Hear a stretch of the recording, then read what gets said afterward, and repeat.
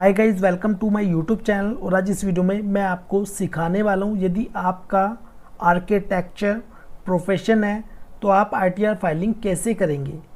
तो ये वीडियो बहुत ज़्यादा इंपॉर्टेंट होने वाली है, बने रहिए इस वीडियो के साथ। और यदि अभी तक आपने मेरा यूट्यूब चैनल सब्सक्राइब नहीं किया तो कर लीजिए ऐसी बेनिफिशियल वीडियोज़ के लिए। यदि आप हमारे एक्सपर्ट से आईटीआर फाइलिंग कराना चाहते हैं तो दिए हुए नंबर पर कॉन्टैक्ट कर सकते हैं। तो चलते हैं वो वीडियो को स्टार्ट करते हैं। तो सबसे पहले यदि आपकी आईडी रजिस्टर्ड नहीं है तो आपको इनकम टैक्स पोर्टल पर अपनी आईडी को रजिस्टर्ड करना है। ठीक है, तो आपकी यदि पहले से ही आईडी रजिस्टर्ड है तो यूज़र आईडी और पासवर्ड डालकर आपको लॉगिन कर लेना है। ठीक है, जैसे ही आप लॉगिन करेंगे तो आप आ जाएंगे होम पेज पर, जो कि आप देख रहे होंगे। तो देखिए यहाँ पर लिखा हुआ है फाइल नाउ। ठीक है, आईटीआर फाइलिंग स्टार्ट करने के लिए ये ऑप्शन है। यदि आपके केस में ये यहाँ पर शो नहीं होता है ये ऑप्शन, तो आपको जाना है ई फाइल में, फिर इनकम टैक्स रिटर्न, फिर फाइल इनकम टैक्स रिटर्न। इस पर क्लिक करेंगे तो आईटीआर फाइलिंग का जो प्रोसेस है वो स्टार्ट हो जाएगा। लेकिन हमारे होम पेज पर ही शो हो रहा है फाइल नाउ, तो इस पर क्लिक करेंगे। क्लिक करने के बाद सिलेक्ट असेसमेंट ईयर, जो कि करंट असेसमेंट ईयर है 24-25 और यहाँ पर शो हो रहा है। अब उसके बाद सिलेक्ट मोड ऑफ फाइलिंग। तो दो तरह से आईटीआर फाइलिंग होती है, एक होती है ऑफलाइन, जो कि डेस्कटॉप यूटिलिटी से हम आईटीआर फाइलिंग करते हैं। दूसरा है ऑनलाइन। तो आज इस वीडियो में मैं आपको सिखाने वाला हूँ ऑनलाइन। तो ऑनलाइन पर हम टिक मार्क करेंगे, फिर कंटिन्यू पर क्लिक करेंगे, फिर उसके बाद स्टार्ट न्यू फाइलिंग पर क्लिक करेंगे। फिर उसके बाद यहाँ पर इंडिविजुअल ऑटोमेटिक यहाँ पर आ जाएगा। आपका एचयूएफ है तो एचयूएफ भी आप यहाँ पर सिलेक्ट कर सकते हैं। ठीक है, फिर कंटिन्यू पर क्लिक करेंगे। फिर उसके बाद I know which ITR form I need to file, यानी कि यहाँ पर हमें चूज करना है आईटीआर फॉर्म। तो देखिए, यदि आप अपनी आईटीआर को सेक्शन 44A में फाइल करना चाहते हैं तो आप यहाँ पर सिलेक्ट करेंगे आईटीआर 4। अपनी बुक्स मेंटेन करते हैं या कराते हैं, ठीक है, तो आप आईटीआर 3 फाइलिंग कर सकते हैं। ठीक है, आईटीआर 3 फाइलिंग में भी 44A सेक्शन होता है। ठीक है, तो हम यहाँ पर सिलेक्ट करेंगे आईटीआर 4। अब उसके बाद प्रोसीड विद आईटीआर 4 पर क्लिक करेंगे। अब उसके बाद लेट्स गेट स्टार्टेड पर क्लिक करेंगे। करने के बाद आपके सामने 3 ऑप्शन आएंगे। पहला है taxable income is more than basic exemption limit, यानी कि इसका मतलब है आपकी इनकम एग्जेम्पशन लिमिट से अधिक है। ठीक है, यदि आपकी है तो आपको टिक मार्क करना है। जो सेकंड वाला ऑप्शन है आप इसको केयरफुली रीड कर ले, यदि आपके केस में है तो आप इसे टिक मार्क कर सकते हैं। और थर्ड में है अदर्स। ठीक है, तो हम यहाँ पर सिलेक्ट करेंगे अदर्स। फिर उसके बाद कंटिन्यू पर क्लिक करेंगे। फिर उसके बाद पहला इसमें शेड्यूल है पर्सनल इन्फॉर्मेशन, इस पर क्लिक करेंगे। फिर उसके बाद यहाँ से हम आईटीआर फाइलिंग का प्रोसेस स्टार्ट करेंगे। नेचर ऑफ एम्प्लॉयमेंट, अब जैसे मान लीजिए आपका प्रोफेशन भी है और आप एक सैलरीड एम्प्लॉय भी हैं। ठीक है, आपकी सैलरी भी आती है, तो आप इसमें चूज़ कर लें। ठीक है, यदि आप एक प्राइवेट सेक्टर में एम्प्लॉय हैं तो यहाँ पर सिलेक्ट करेंगे अदर्स। ठीक है, फिर उसके बाद फाइल्ड अंडर सेक्शन 139(1), तो यदि आप अपनी आईटीआर फाइलिंग कर रहे हैं ड्यू डेट से पहले, ठीक है, तो यहाँ पर ऑटोमेटिक सिलेक्ट होके आ जाएगा। यदि आप अपनी आईटीआर ड्यू डेट के बाद कर रहे हैं तो बेलेटेड रिटर्न यहाँ पर ऑटोमेटिक सिलेक्ट होके आ जाएगा। यदि आप अपनी आईटीआर को रिवाइज कर रहे हैं तो यहाँ पर सिलेक्ट होके आ जाएगा। फिर उसके बाद है आफ्टर कंटिन्यूएशन ऑफ डिले। ठीक है, फिर नीचे आएंगे। नीचे आने के बाद देखिए ये वाला जो ऑप्शन है ये है न्यू रिजिम और ओल्ड रिजिम के लिए। अब देखिए असेसमेंट ईयर 24-25 में न्यू रिजिम में ऑटो फिल होकर आ रहा है, यानी कि आपको जाना है न्यू रिजिम में। यदि आप ओल्ड रिजिम में जाना चाहते हैं, आपकी इन्वेस्टमेंट आपने की हुई है, ठीक है, और आप डिडक्शन क्लेम करना चाहते हैं तो उसके लिए आपको फाइल करना होगा फॉर्म नंबर 10IEA। ठीक है, तब आप ओल्ड रिजिम को ऑप्ट कर सकते हैं, अदरवाइज ये ऑटो सिलेक्ट होके आ रहा है न्यू रिजिम के लिए। तो हम जा रहे हैं न्यू रिजिम में।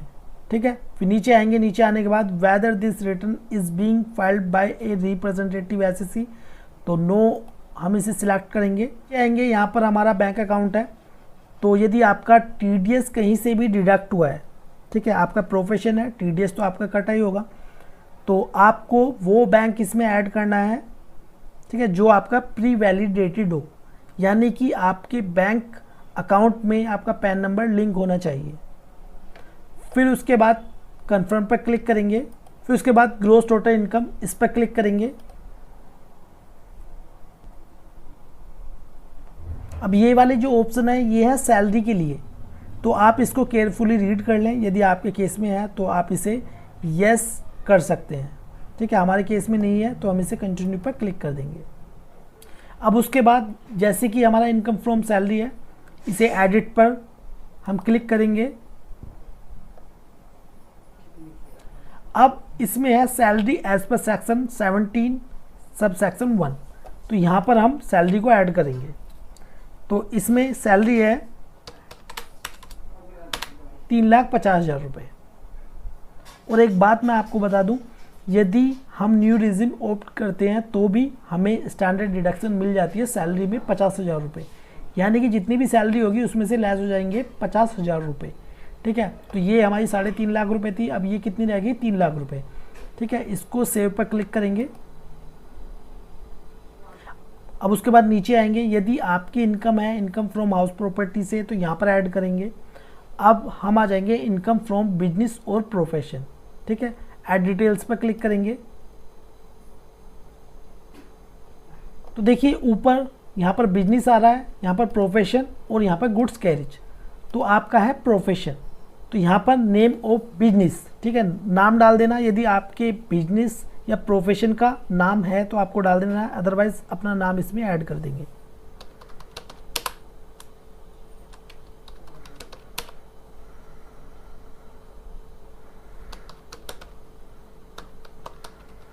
ठीक है, यहाँ पर हमने डाल दिया। अब बिजनेस कोड हम इसमें सिलेक्ट करेंगे।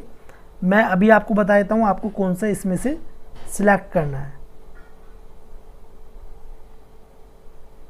अब आपको जो बिजनेस कोड सिलेक्ट करना है वो करना है 16004, ये वाला आर्किटेक्चरल प्रोफेशन, ठीक है।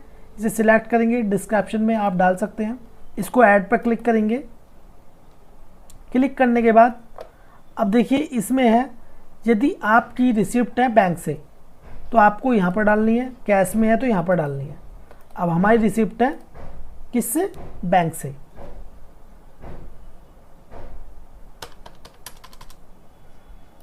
ठीक है, हमने डाल दिया। अब उसके बाद यहाँ पर हम डाल देंगे नेट प्रॉफिट,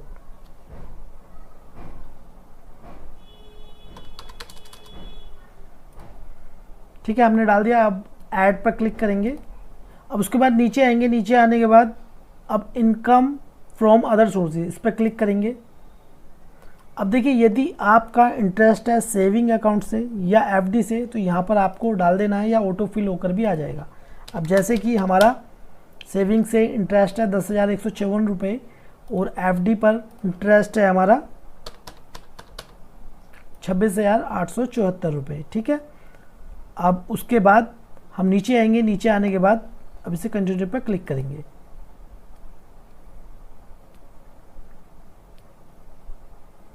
अब उसके बाद नीचे आएंगे, नीचे आने के बाद अब इसे कंफर्म पर क्लिक कर देंगे। अब उसके बाद डिस्क्लोजर एंड एग्जैम्प्ट इनकम इस पर क्लिक करेंगे। अब ऐड डिटेल्स पर क्लिक करेंगे।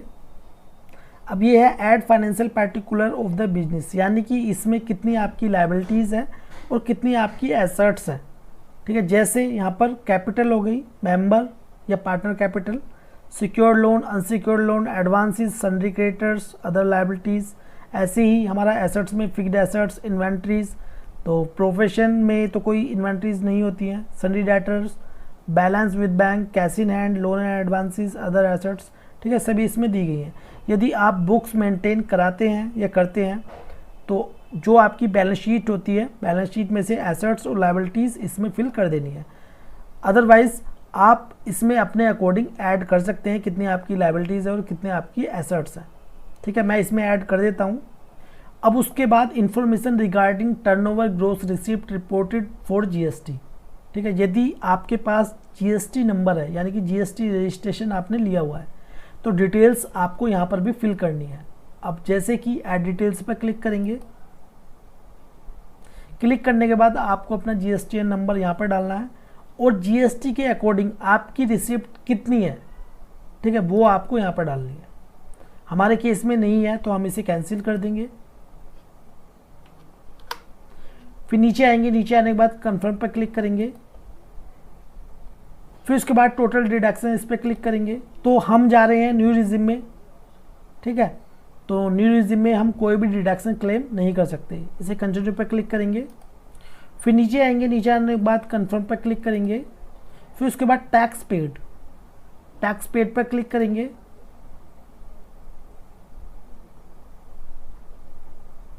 अब उसके बाद देखिए, यदि आपका टीडीएस कटा है सैलरी से तो यहाँ पर शो होगा, और यदि आपका टीडीएस कटा है प्रोफेशन से, ठीक है, या सैलरी को छोड़कर कहीं भी टीडीएस कटा है तो यहाँ पर शो होगा। और यदि आपका टीसीएस कट हुआ है तो यहाँ पर शो होगा।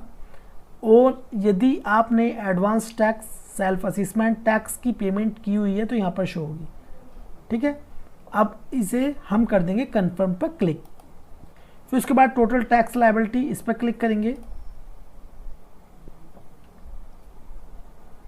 अब देखिए यहाँ पर computation of income, gross total income हमारी यहाँ पर आ गई, ठीक है। हमारा टैक्स बना कितना, 6,352 रुपये, जो कि एडजस्ट हो गया रिबेट अंडर सेक्शन 87A में, ठीक है। नीचे आएंगे, नीचे आने के बाद कंफर्म पर क्लिक करेंगे, फिर उसके बाद प्रोसीड पर क्लिक करेंगे।